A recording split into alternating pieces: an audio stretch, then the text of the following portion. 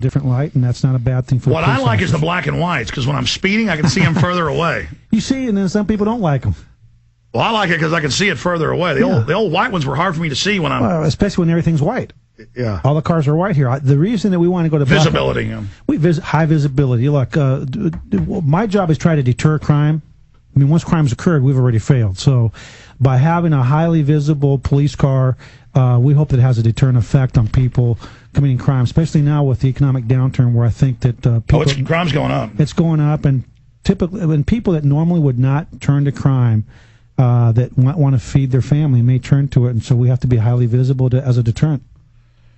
Well, I mean, I've seen the statistics, and I'm glad you'll admit it's going up. A lot of police chiefs don't want to admit it's going up, but it is exploding. It is, and we try not to.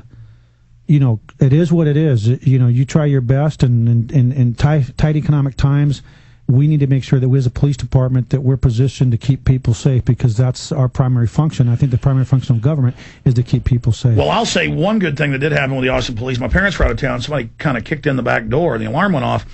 Within 2 minutes of the alarm going off, the police were there. They went in and checked the house, closed the door, waited for me to get there. Excellent. And I drove over, and they were very nice. So outstanding. Well, we've instituted, because you don't have an empty checkbook as a police department. The taxpayers only have so much money they can give us.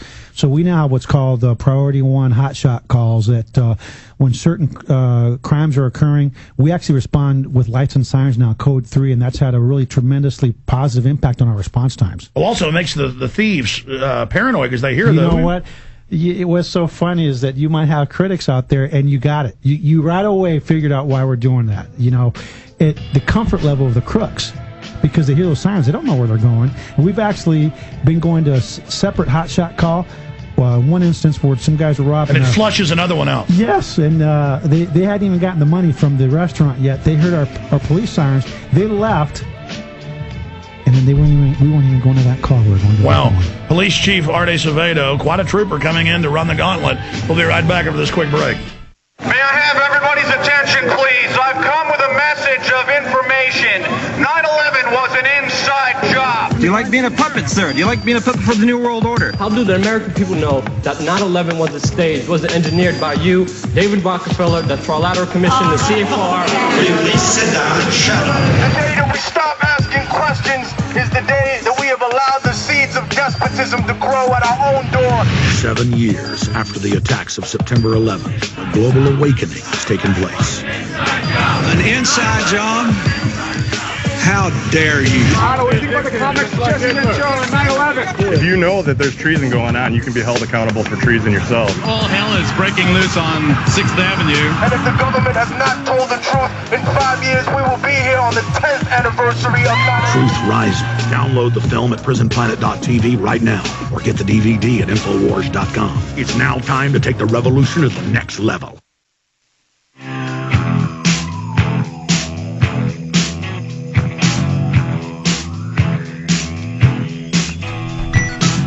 Chief, we got cut off by the break, and you're good for the rest of the hour, right? Yes. Okay, good. You were continuing with the visibility of the police to make the crooks. Deterrent effect, yeah.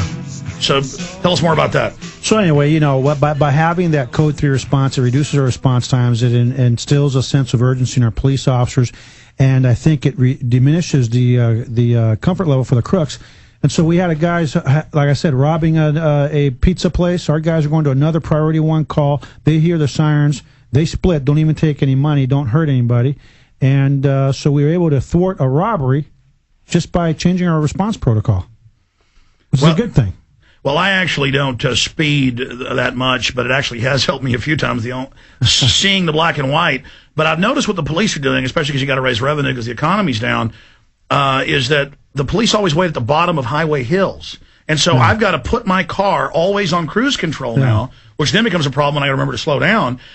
Because if I don't, I'm going 60 on, say, Capitol of Texas, and there they are waiting at the bottom, and I look and I'm going 67, and I've got to, I mean, literally the last few tickets I got, well, I guess I got one about a year ago, was this, I mean, I'm not, and used to the cops wouldn't give you a ticket if you're going 5-6 miles over. Now they're doing it. And I don't think that's fair when they're waiting on a hill, hoping you speed up down the hill. Yeah.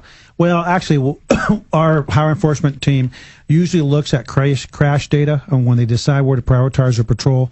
I'd have to look at what hill you're talking about specifically to see what the crash data is. You know, they're always at the bottom of hills. Huh? Well, but traditionally, depending on how deep of a hill it is, crashes are usually occur more because of that reason. People drive a very fast going down the hill. And then going uphill, what happens? Slow down. Well, no. You have people end up getting fatality crashes because they're in and out of traffic. The ones that are in a hurry.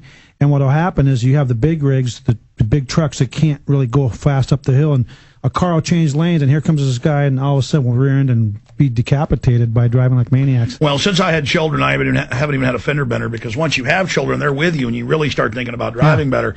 And I see these people that zoom around me for no reason. Yeah.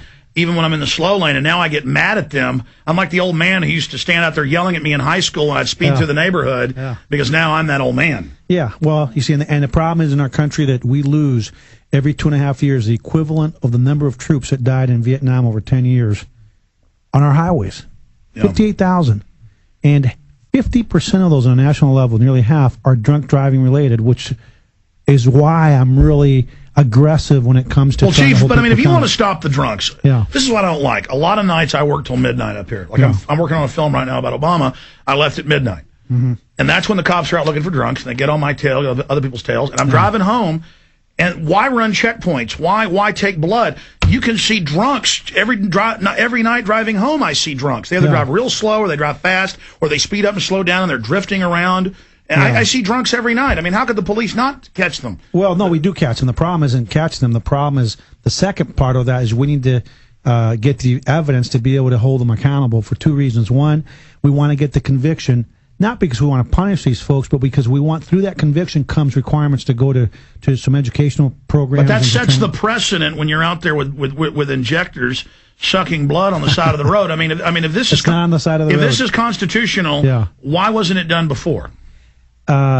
Because it's a matter of people not exercising some leadership. Let me just say this. But is it a legal warrant? Because there are these rubber stamp warrants. Yeah, we talked about that. Well, here's the issue. If our officers have to prepare what's called a probable cause declaration, you know that in our city, our police officers have video cameras in their car where the stop is taped and the actions of the suspect are captured on tape.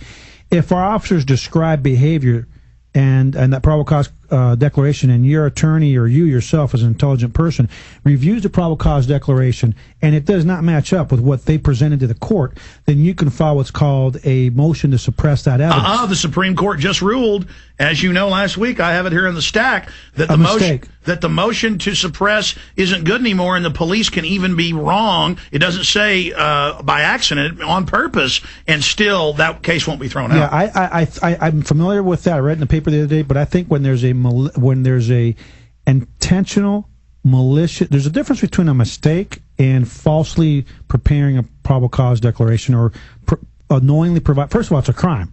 If I describe behavior that's not, but attorney generals don't go after cops for that. Well, we do get cops convicted every once in a while. Every day I read about police caught planting drugs on people.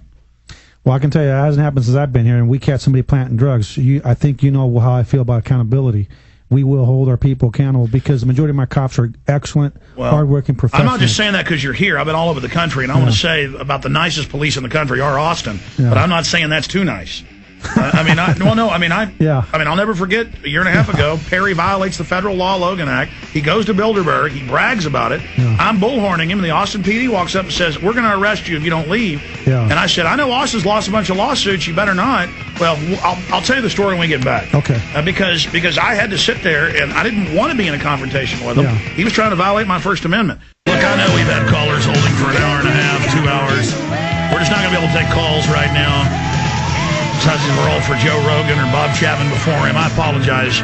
Got a bunch of big guests tomorrow as well.